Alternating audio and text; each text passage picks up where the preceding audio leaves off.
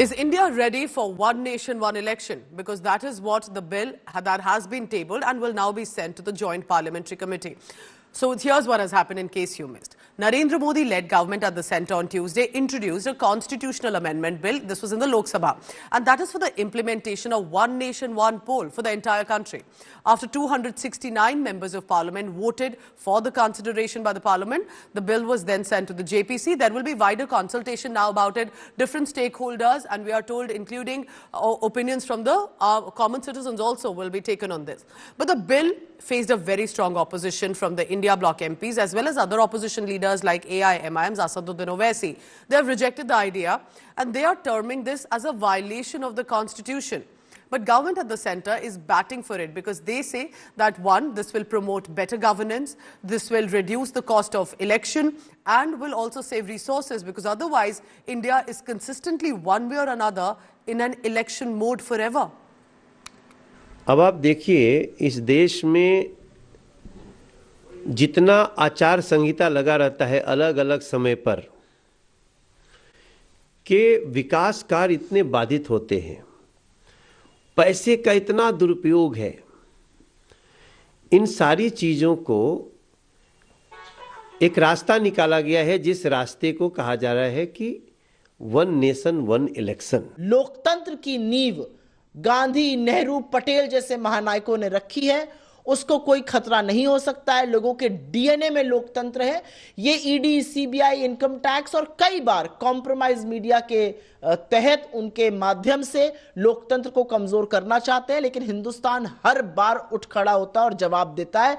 जब हिंदुस्तान को लगा कि संविधान पर आ गई तो नरेंद्र मोदी की सरकार को घुटने टेकवा दिए और बैसाखियों पर ला खड़ा किया। आज असलियत यह है कि उनके वन नेशन वन इलेक्शन के जुमले को उनके ही 20 एमपी सपोर्ट नहीं कर रहे हैं।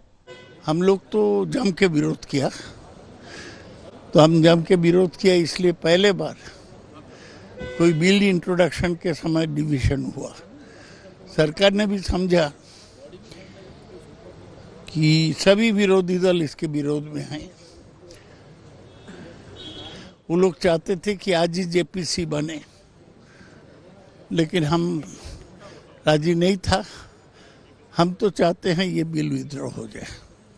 जनता दल यूनाइटेड और हमारे नेता नीतीश कुमार पहले से ही एक साथ चुनाव कराने की अनुशंसा का समर्थन कर चुके हैं और हम इस विधेयक को पास कराएंगे। वन नेशन वन इलेक्शन का स्वीकार पूरा देश करेगा, पूरे देश की राजनीतिक पार्टियां करेगी, ऐसा मुझे नहीं लगता है।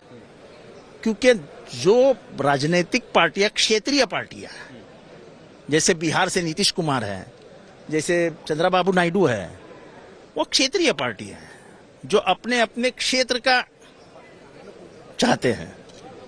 तो ऐसी पार्टियां अपने खुद के राज्य के अधिकार स्वाधीन कर दे, सरेंडर कर दे, ये तो होना ही नहीं। तो ये देश की जो व्यवस्था है, जिसको हम गणतंत्र कहते हैं, जिसको हम डेमोक्रेटिक पार्लियामेंट्री सिस्टम कहते हैं, वो खत्म करने की बात है। देखिए, देश को आज जरूरत है वन नेशन वन एजुकेशन की, one nation one health care की। जैसी फैसिलिटीज अमीरों के बच्चों को मिलती हैं, वैसी फैसिलिटीज गरीबों के बच्चों को मिलनी चाहिए। और चुनाव तो होते रहना चाहिए, नहीं तो ये नेता एक ही बार जमीन पर दिखेंगे 5 सालों में, आपका वोट लेके जाएंगे, उसके बाद पेट्रोल की कीमत 500 रुपया कर देंगे, बाहर विदेश में बैठेंगे, 4.5 साल खत्म होने के बाद वापस आपके बीच में आएंगे और 100 रुपया पेट्रोल कम करके फिर से वोट बटोरने की कोशिश करेंगे। अभी कम से कम जनता के प्रति जवाबदेही रहती है जब नेता जमीन पर जाता है, नहीं तो बिल्कुल इनएक्सेसिबल हो जाएंगे। So this has been a huge political showdown, but also remember that ONOP will impact each one of us as voters as well. So I want to take that question to my colleague joining me this morning. Ashutosh, good morning. A lovely winter morning with, of course, a hint of smog as well. Tell me about the political showdown in the parliament, Ashutosh, about ONOP.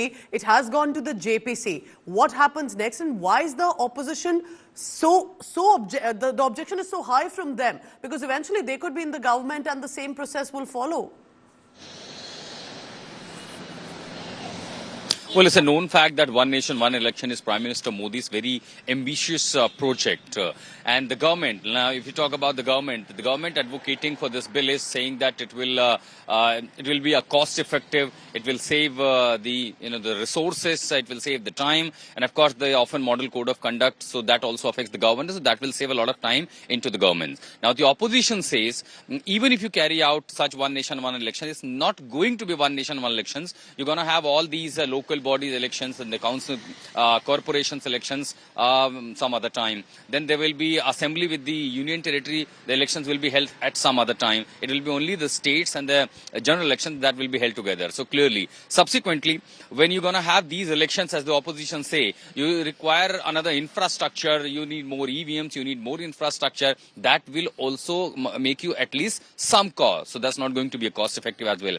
Now, third and biggest contention in the democratic country like India is that whether it is going to give you a level playing field when we already spend millions and billions on certain other things. Is it going to make a level playing field? Because clearly the party which will have muscle power, which will have more money power, is likely to influence the elections more just for the One Nation, One Elections, and that may not give a level playing field. Subsequently, another contention from the opposition is that there are many regional parties and there are many smaller national parties, and during these elections, it often happens when we see the candidate who contested the general elections also contest the assembly elections on the factor of winnability. So the smaller parties and the smaller national parties gonna really affected badly and adversely because of this One Nation, One Election. And only because, why it is suitable to the NDA parties like JDU and the TDP, because they believe riding on, on the NDA, a wave that could also potentially help them.